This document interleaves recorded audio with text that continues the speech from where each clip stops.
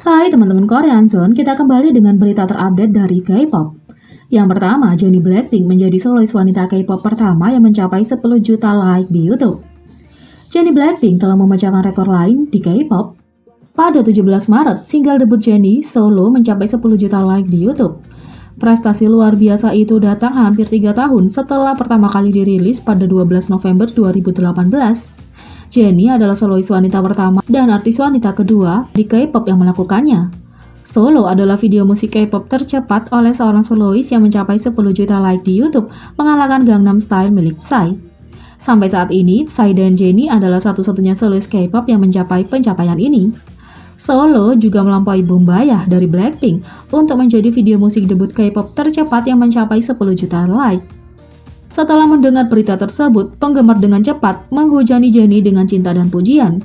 Mereka mengucapkan selamat atas pencapaiannya, mengungkapkan kekaguman dan fakta bahwa Solo masih memecahkan rekor bertahun-tahun setelah dirilis. Selamat, Jennie!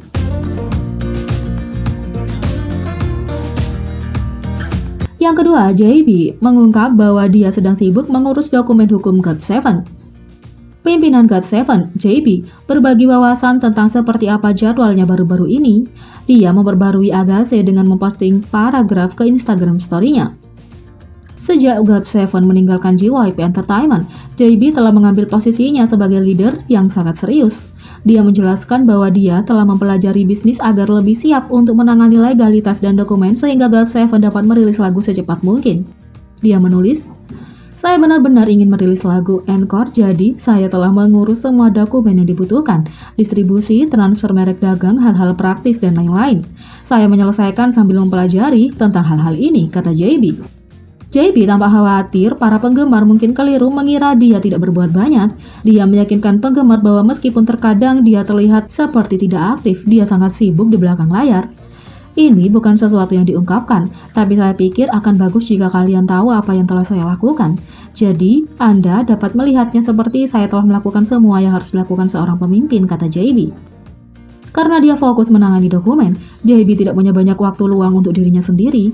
Dia juga mengungkapkan keinginannya untuk mengerjakan proyeknya sendiri. Pembaruan Instagram story-nya dari 1 Maret sangat masuk akal sekarang. Dia memposting selfie di atas dengan kata-kata, "Kepalaku akan meledak." Mengetahui bahwa dia sedang mengerjakan dokumen hukum, tidak heran dia merasa kewalahan.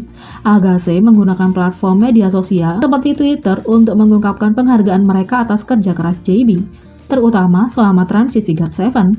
Tidak diragukan lagi dia adalah pemimpin yang luar biasa. Pengorbanan JB tidak luput dari perhatian. Kami semua menghargai pekerjaan yang telah dia lakukan. 3. MC Jang Sung-kyu meminta maaf atas dugaan tidak peka terhadap pembubaran IZ*ONE. MC dan selebriti Jang Sung-kyu yang dikenal dengan serial YouTube-nya Workman telah meminta maaf di Instagram pribadinya karena mengungkit pembubaran IZ*ONE di segmen radio. Pada 17 Maret 2021, selama segmen acara radionya Good Morning FM, This is Jang Sung-kyu, dia mengajukan pertanyaan kuis yang melibatkan IZ*ONE. Setelah memainkan lagu masing-masing grup, dia bertanya, apa kesamaan antara Daft Punk dan IZ*ONE? Dia menjawab pertanyaannya sendiri dengan menyatakan keduanya telah bubar. Pernyataan Jang Sung-kyu tampaknya membuat marah penggemar, mengingat pembubaran IZ*ONE adalah luka baru bagi banyak Wiswan. Setelah menerima DM dengan menjelaskan kepekaan situasi, Jang Sung-kyu memposting beberapa pesan serupa di samping permintaan maaf. Pertama, saya ingin meminta maaf yang dalam kepada IZ*ONE dan Wiswan karena telah memberikan pertanyaan seperti itu di acara radio saya hari ini, apapun alasannya. Saya selalu berpikir bahwa kualitas yang paling penting dari seorang DJ radio adalah menjadi perhatian.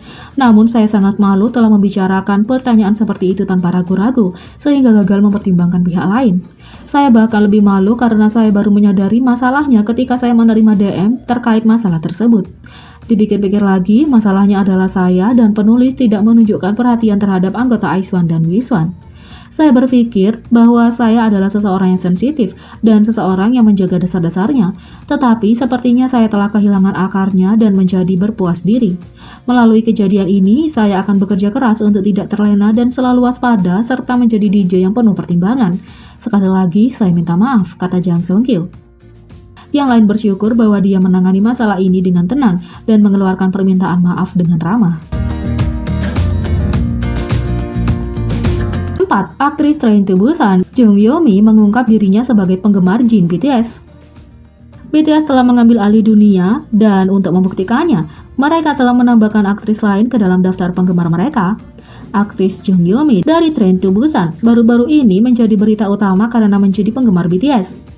Meskipun dia mungkin belum secara lisan menyatakan cintanya pada boy group, dia menunjukkan cintanya dengan cara yang berbeda. Dia mengunggah foto ke story Instagramnya dan ARMY dengan cepat melihat boneka yang sangat dikenalnya. Dengan keterangan masih sangat dingin, aktris tersebut mengupload foto menggemaskan yang menampilkan BT21 RG. RG BT21 adalah boneka alpaka yang dibuat oleh satu-satunya Worldwide Handsome. Inspirasi di balik Plushie ini adalah member BTS itu sendiri, karena menurut member lainnya Jin menyerupai alpaka saat makan. Jin telah difoto dengan boneka itu sendiri berkali-kali.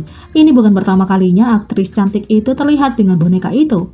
Dalam postingan Instagram yang sekarang sudah dihapus, Jung Yomi sebelumnya terlihat berpose dengan alpaka di foto menggemaskan itu.